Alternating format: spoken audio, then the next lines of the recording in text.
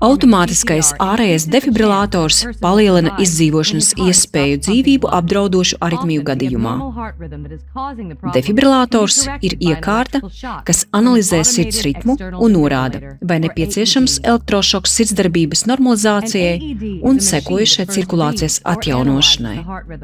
Ja defibrilātors ir pieejams, lūdziet to jums atnest un sauciet palīgā zvanot 113.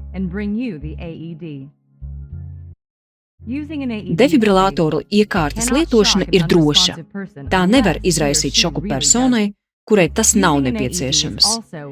Defibrilātoru lietošana ir vienkārša, jums tikai to jāatver un jāseko redzamajiem un dzirdamajiem norādījumiem.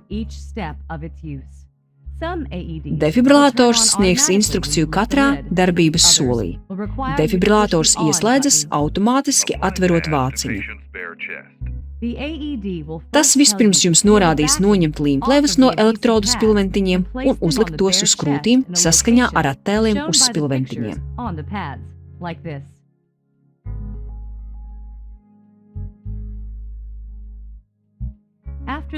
Tad vienkārši sekojiet redzamajiem un dzirdamajiem norādījumiem.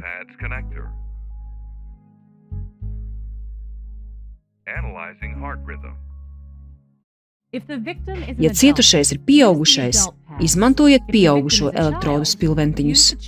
Ja cietušais ir bērns, izmantojiet bērnu spilventiņus, ja tādi ir pieejami, vai bērnu atslēgu, ja defibrilātors to paredz. Ja cietušais ir bērns un nav pieejamas bērnu izvēles, izmantojiet pieaugušo spilventiņus. Ja jums ir defibrilātors, noteikti to izmantojiet. Tā lietošana ir droša, vienkārša un var ievērojami palielināt izdzīvošanas iespēju personai, kurai sirds draud apstāties.